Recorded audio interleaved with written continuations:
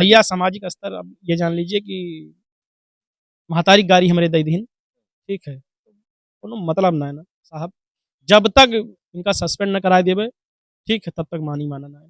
चाहे हमें अपन ज़िंदगी गँवा दिए के पड़े। 48 घंटा बीत जाता है, समाजवादी पार्टी के सुप्रीमो अखिलेश यादव लगातार उसपे एक्स पे ट्वीट करते रहते हैं कि अगर 24 घंटे के अंदर वो शख्स नहीं मिलता है तो समाजवादी पार्टी बड़ा आंदोलन करेगी।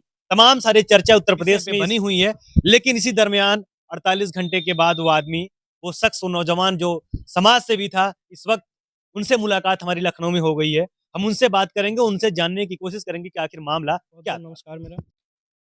जैसा अक्सर कल देखा ही होगा किस तरीके से एसओ साहब ने फ़ोन किया, फ़ोन करने के बाद तुरंत गाली-गलौच पे आमादा हो गए।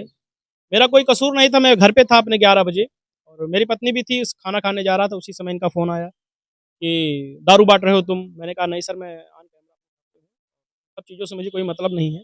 बोला नहीं जब से तुम अखिलेश यादव की गोद में होके आए हो तब से तुम्हारा जो है ज़्यादा दिमाग खराब हो गया है और तुमको मैं मिट्टी में मिला दूँगा। किसके वक्तव्य थे? ये वक्तव्य जो थे वो एसओ साहब के थे और क्या नाम था उनका? देवेंद्र पांडे जी। देवेंद्र पांडे। हाँ, और वैसे तो क्या बताएँ आपसे, लेकिन माँ की गाली दे कर के जो है अभद्रता की हमसे, उसके बाद फिर कुछ मिनटों बाद फिर फ़ोन आता है कि मैं आपके गाँव के बाहर हूँ।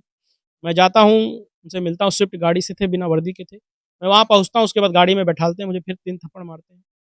बोलते हैं कि अब इधर-उधर अगर किए, ऑडियो-फाडियो इधर-उधर किए तो तुम्हारी ऐसी-तैसी कर दूँ, गोड़ हाथ तुम्हारा सब पैर तोड़ डालूँगा अपनी भाषा में। और बोले कि मेरे भी समधी जो है वो विधायक हैं और तुम्हारी ऐसी-तैसी कर दूँगा। तुम्हें जहाँ तक भागना हो भाग लेना, अखिलेश यादव तुमको बचा नहीं पाएँगे।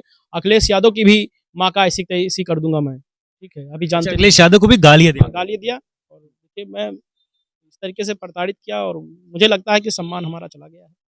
जब तक ये सस्पेंड नहीं होते हैं तब तक मिलके नहीं जाऊँगा।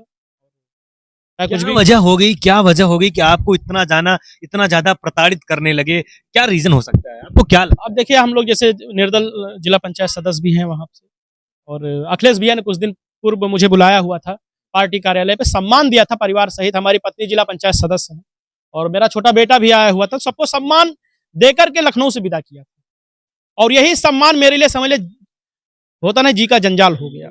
यही सम्मान भैया का देना और मेरी इतनी मुश्किलें बढ़ गई भैया कि मैं क्या बताऊँ आपको। और पुलिस रात भर में 3 बार घर पे गई है हमारे। मैं घर से भाग आया। किसी तरीके से मैं वहाँ से भागा, मैंने कहा परिवार कि वालों को भी परेशान हाँ, किया? परिवार वालों को अभी तो परेशान करने की बात नहीं है, मैं झूठ नहीं बोलूँगा आपसे।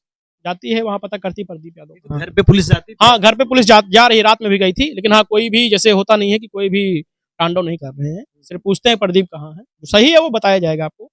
लेकिन मेरा कहने का मतलब ये है कि एसओ साहब ने कहा हुआ है डायरेक्ट मैं तुम्हारा हाथ-पैर तोड़ दूँगा। कोई बचा नहीं सकता हाथ-पैर तोड़ने से। ठीक है? नहीं, आपको नहीं लगा कि क्यों मिल्कीपुर में तो बहुत सारे लोग प्रचार किए, बहुत सारे लोग वो जो है वहाँ नेतागिरी कर रहे हैं, लेकिन आप ही को क्यों टारगेट किया गया? देखिए क्या आपके वर्चस्व की वजह से उनको हाँ, डर था या क्या जैसे क्या चीज़ें है थी? कि हम लोग जनता का काम करते हैं, ठीक है? सुबह 4 बजे उठ कर के जौन भी आपन राहत बनाई थी भैया, पिताजी हमार वाइफ़, घर के बच्चे, अभी आपने सोशल मीडिया अकाउंट में देखा होगा कि कैसे हम लोग अम्मा की रसोई चलाते हैं। तो अम्मा की रसोई का उद्देश्य ये था चलाने में कोई अयोध्या का हमारा भूखा ना रहे, ठीक है? अच्छा, बहुत सी राजनीति उसके पीछे भी हुई है।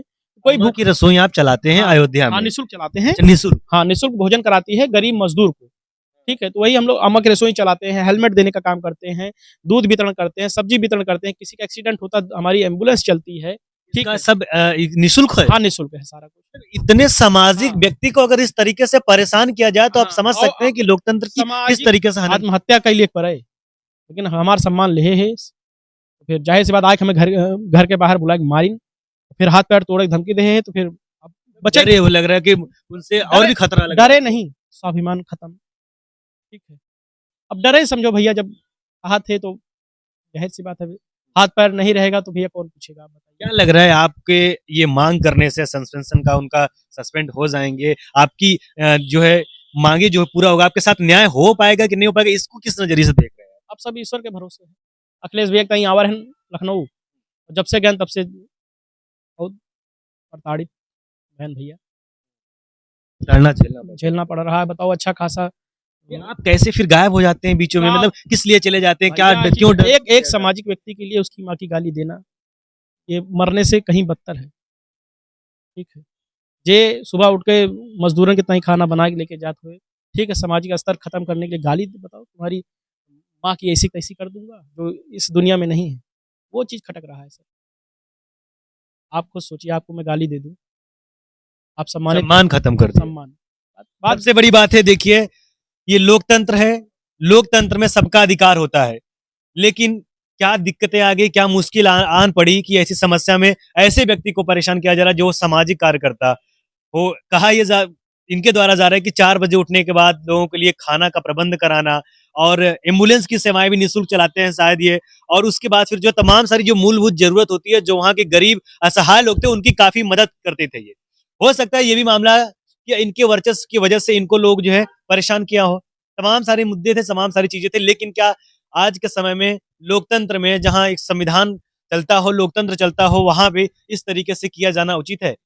क्या पुलिस प्रशासन के द्वारा जो इनके ऊपर अत्याचार किया गया वो उचित है?